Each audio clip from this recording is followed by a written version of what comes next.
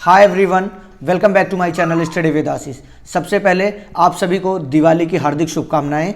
आप सभी की ये दिवाली आप सभी के जीवन में कुछ ऐसी चीज़ें लाए जो आपके भविष्य के लिए शानदार या अच्छी हों। तो चलिए इसी के साथ हम आज इस वीडियो में बात करेंगे बिहार शिक्षक भर्ती सेकेंड फेज़ की। जो प्राइमरी में वैकेंसी आई है लगभग 9,500 के आसपास, उस वैकेंसी में कितनी पोस्ट हैं, कैसे आपको फॉर्म फिलअप करना है या कौन कौन उसमें एलिजिबल है फॉर्म फिलअप करने के लिए, बाकी जो अन्य वैकेंसी स्पेशल वाली आई हैं वो कौन भर सकते हैं, और इसी के साथ साथ जो 6 से 12 तक की पहली वैकेंसी चल रही है उसमें जो फॉर्म में थोड़ी बहुत समस्या आ रही है उस पर डिस्कशन हम करेंगे। तो चलिए, अभी तक आपने मेरे चैनल को सब्सक्राइब नहीं किया तो एक बार सब्सक्राइब कर लीजिए, वीडियो को लाइक करिए, शेयर करिए और टेलीग्राम में जरूर जुड़ जाइए, क्योंकि जैसे कोई नोटिफिकेशन आती है वहाँ पर तुरंत शेयर कर दिया जाता है। तो जैसा कि आप सभी लोग जानते हैं कि आप सभी लोग को कल से पता होगा कि लगभग 50,000 के आसपास वैकेंसी बढ़ा दी गई है। उसी में 9,500 के आसपास वैकेंसी जो आई है प्राइमरी में, उसमें मैं आपको एक चीज़ पहले बता देता हूं कि उसमें मेल के लिए, जनरल मेल के लिए और जनरल फीमेल के लिए एक भी सीट नहीं है। ये आप जान के चलिए, जो जनरल मेल है या जनरल फीमेल है वो नहीं है। अब आप पूछेंगे कि अनारक्षित सीट में 1088 सीट लिखी हुई है, तो वहाँ पे मैं सबसे पहले सारी पोस्ट बताने से पहले इस पर डिस्कशन कर लेता हूँ कि देखिए नीचे ही उसके जस्ट लिखा है, ये नोटिफिकेशन मैंने भेजा भी है, यही मैं पढ़ रहा हूँ, ये मैं आपको भेज दिया हूँ, पढ़ लीजिएगा। नीचे ही नोट करके लिखा है अनारक्षित श्रेणी की रिक्ति केवल दिव्यांग अभ्यर्थियों के लिए उपलब्ध है। समझ गए होंगे, मतलब ये खाली फिजिकल हैंडीकैप कैंडिडेट्स के लिए एलिजिबल है। बाकी जो सामान्य की पोस्ट है उसमें ना जनरल मेल भर सकते हैं ना जनरल फीमेल भर सकती हैं, उनके लिए पोस्ट एकदम जीरो है। बाकी अनारक्षित जो ये सामान्य, उर्दू, बांग्ला, ये तीनों के लिए जो अनारक्षित हैं इसमें सिर्फ और सिर्फ दिव्यांग कैंडिडेट भर सकते हैं, और महिला में तो किसी के लिए भी सीट नहीं है। अब हम बात करेंगे पीआरटी में ईडब्ल्यूएस की कितनी सीट है, तो 0 है मेल में, 0 ही है फीमेल में। अब इसके बाद अत्यंत पिछड़ा वर्ग में टोटल 12 सीट है, वो भी बांग्ला लैंग्वेज में है। अब इसके बाद पिछड़ा वर्ग में सामान्य में कोई भी सीट नहीं है, 0। उर्दू में 192 सीटें हैं और बांग्ला में 9 सीटें, टोटल 201 सीटें हैं। अनुसूचित जाति में, मेल की बात कर रहा हूँ यहाँ पे, उसके बाद फीमेल की भी बात की जाएगी। अनुसूचित जाति में सामान्य के लिए 0 है, सामान्य सब्जेक्ट के लिए। उर्दू के लिए है आपका 1003 पोस्ट हैं, बांग्ला के लिए आपको 0.09 मतलब 9 पोस्ट हैं टोटल। आप नहीं, 1003 और 1013 पोस्ट हैं अनुसूचित जाति के लिए। अनुसूचित जनजाति के लिए टोटल 58 हैं, वो भी उर्दू सब्जेक्ट में, बस और किसी में नहीं है। इसके बाद पिछड़े वर्ग की महिला आरएफ के लिए उर्दू में 381 और 5 पोस्ट हैं, मतलब टोटल 386 हैं। अब आते हैं फीमेल कैंडिडेट्स में, पीआरटी में कौन कौन एलिजिबल हैं, कौन भर सकते हैं, तो अनारक्षित यानी सामान्य महिला में कोई भी नहीं है, 0 पोस्ट है यहाँ पर। आर्थिक रूप से कमजोर ईडब्ल्यूएस में भी कोई नहीं है। अत्यंत पिछड़ा वर्ग में सामान्य में 0 सीटें हैं और 997 उर्दू में है, बांग्ला में 15, मतलब टोटल 1012 सीटें हैं अत्यंत पिछड़ा वर्ग महिला में। और पिछड़ा वर्ग महिला में 769 सीट्स हैं उर्दू के लिए और बांग्ला के लिए 12। सामान्य सब्जेक्ट के लिए जो पीआरटी में 1 से 5 के लिए होता है उसके लिए 0 सीट है। अनुसूचित जनजाति एक ऐसी पोस्ट है, और अनुसूचित जनजाति जिसमें सामान्य महिला मतलब पीआरटी के लिए वैकेंसी आई है, वो भी सिर्फ और सिर्फ फीमेल में, तो उसमें 3142 पोस्ट हैं जो कि 1 से 5 में पीआरटी में सामान्य सब्जेक्ट से भर सकते हैं। और उर्दू वाले उसमें हैं जो अनुसूचित जनजाति हैं 1025 और 13 पोस्ट हैं बांग्ला की, मतलब 4180 पोस्टें हैं जो कि अनुसूचित जनजाति की फीमेल्स भर सकती हैं। इसमें ही एक ऐसी मतलब ये कैटेगरी है जिसमें वैकेंसी आई है पीआरटी के लिए सही, और तो सामान्य के लिए 0 है एकदम, बाकी सब अदर कैटेगरी के लिए हैं, वो आप सुन के अभी देख लीजिए। अनुसूचित जनजाति के लिए फिर से एक आई है 183 जनरल में ही, और 81 मतलब जनरल सब्जेक्ट, और 81 उर्दू में, बांग्ला में 5 मतलब 269। टोटल मिला के कुल पद हैं 4413, 4932।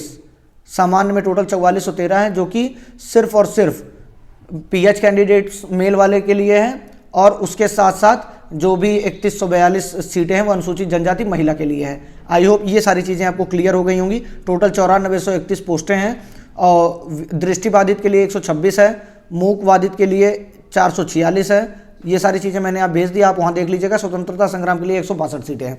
अब नोट में जो लिखा था मैंने आपको शुरू में ही पढ़ के बता दिया कि ये पीआरटी में सामान्य सब्जेक्ट के लिए किसी के लिए नहीं है, और जो सामान्य वहाँ पर लिखा है वो आपके लिए नहीं है, वो पीएच कैंडिडेट ही केवल भर सकते हैं।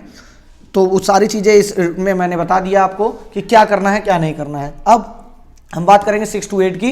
और कि मतलब 6 से 12 तक की कैंडिडेट्स कैसे क्या फॉर्म में गलती हो रही है। तो जैसे आप सभी लोग जानते हैं एस्टेट का एकदम क्लियरिफाई हो गया है। सीटेट में जो कैंडिडेट अपना सर्टिफिकेट डाल दिए हैं और उसमें अपना रोल नंबर डाल दिए हैं तो उनको एकदम निश्चिंत रहना है, क्योंकि आप सभी लोग जानते हैं कि आपने अपने डॉक्यूमेंट का ही कुछ फिलअप किया है और पहले से कोई डिटेल थी नहीं। तो ये बात आयोग को भी पता है और जब आपका डीवी होगा तब भी इससे बहुत ज़्यादा समस्या का सामना नहीं करना पड़ेगा आपको। आपने अपना ही रोल नंबर डाला है, अगर उस रोल नंबर में भी कोई गलती हुई है तो आप फिर से एक दूसरा फॉर्म भर सकते हैं, लेकिन अगर आपका रोल नंबर सही है तो आप एकदम शांति से अपना फॉर्म जैसा एज इट इज़ रहने दीजिए। इसके लिए आपको बाहर करने की कोई संभावना, कोई गुंजाइश ही नहीं है, भले इसके लिए आपको एडिट का मौका मिले और या ना मिले। अब एस्टेट वाले जो एज रिलैक्सेशन वाली बात है उसमें अदर का ऑप्शन है, वो कौन कौन सा चीज चुने, 4 ईयर वाला चुने, 10 ईयर वाला चुने या अदर चुने। तो देखिए, चाहे आप पेपर एस्टेट 1 क्लियर हो, चाहे एस्टेट 2 क्लियर हो, चाहे 9-10 के लिए, चाहे 11-12 के लिए, आप सभी लोग जब जो एज रिलैक्सेशन के लिए एलिजिबल क्राइटेरिया रखते हैं या उनका फुलफिल करते हैं वो क्राइटेरिया, वो एग्जाम्पशन के लिए लगाएंगे, रिलैक्सेशन के लिए कि 4 ईयर 10 ईयर, अन्यथा अदर पर लगाइए, आप अपना सब्जेक्ट चुनिए, आगे बढ़ सकते हैं। ठीक है, ये चीज़ें शायद क्लियर हो गई होंगी। ये इसके लिए बहुत सारे कमेंट्स आ रहे थे इस ऑप्शन में क्या चुने। अब जो 2 वैकेंसी आई हैं, एक शिक्षा विभाग की, एक स्पेशल वाली जो आई है, आप दोनों को भर सकते हैं। सिर्फ आपको उसका क्राइटेरिया फुलफिल करना होगा जो कि नोटिफिकेशन में साफ साफ मेंशन होगा, वहां से आप पढ़ लीजिएगा। नोटिफिकेशन एक बार कहेंगे तो मैं टेलीग्राम पर फिर से भेज दूंगा, तो आप वहां से देखिए, आप दोनों के लिए भर सकते हैं, कोई दिक्कत की बात नहीं। और आप चाहें तो खाली शिक्षा विभाग वाले ऑप्शन के साथ जा सकते हैं, क्योंकि उसमें टोटल 1400 के आसपास की वैकेंसी है। बाकी सबसे ज़्यादा वैकेंसी शिक्षा विभाग द्वारा ही जो जारी की गई है उसी में है, और शिक्षा विभाग ने फिर से 50,000 वैकेंसी ऐड करते हुए 1,22,000 वैकेंसी आप लोगों के लिए ला दिया है। अब आप सभी लोग अपनी तैयारी पे जुटे होंगे, क्योंकि त्यौहार का भी टाइम चल रहा है तो आपको ज़्यादा मौका मिल नहीं पा रहा होगा। उसी लिए हम सभी लोग के द्वारा एक जीएस पेड क्विज चलाया जा रहा है, जो बीपीएससी के लेटेस्ट पैटर्न आधारित होंगे क्वेश्चन। उसमें जो पीआरटी के कैंडिडेट हैं वो भी शामिल हो सकते हैं, क्योंकि उनके पास सिर्फ और सिर्फ जीएस आता है, जो कि हम जो जीएस बैच चला रहे हैं, जो 6 to 12th में 40 मार्क्स कवर करेगा और उसमें पूरे फुल मार्क्स कवर करेगा पीआरटी में। उसमें आप ये मान के चलिए, आप उसको लेंगे तो आपको बीपीएससी लेटेस्ट पैटर्न आधारित क्वेश्चंस मिलेंगे सारे।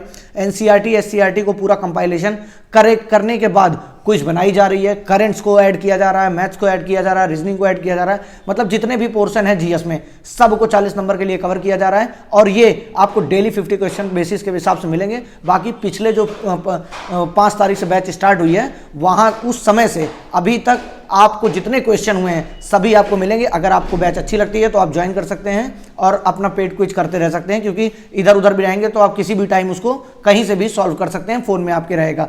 तो डेली 50 क्वेश्चन आप करेंगे, इस तरह आपको 3,500 से 4,000 क्वेश्चन एट एंड तक देखना मिलेगा। तो जो भी पीआरटी में हो या 6 से 12 तक हो, वो अपने जीएस की तैयारी करने के लिए, उस बैच में एनरोल होने के लिए स्क्रीन पर दिख रहे नंबर पर आप तुरंत मैसेज कर सकते हैं। व्हाट्सएप सिर्फ मैसेज, कॉलिंग सिस्टम नहीं है, आप उस नंबर पर मैसेज कर व्हाट्सएप आगे की जानकारी ले सकते हैं। बाकी आप सभी लोग को जो भी फॉर्म में समस्या आ रही है कि हम नहीं भर पा रहे हैं, या पीआरटी का फॉर्म जब से भरने का आएगा, क्योंकि अभी मैं चेक कर रहा था उसमें पीआरटी के भरने के लिए कोई ऑप्शन दिख नहीं रहा था अभी फिलहाल के लिए, तो हो सकता है एक आध दिन में अपडेट कर दिया जाए या उसके लिए कोई नोटिफिकेशन जारी की जाए कि किस प्रकार से वो कैंडिडेट अपना फॉर्म भर पाएंगे, तो आपको स्टेप बाय स्टेप बता दिया जाएगा।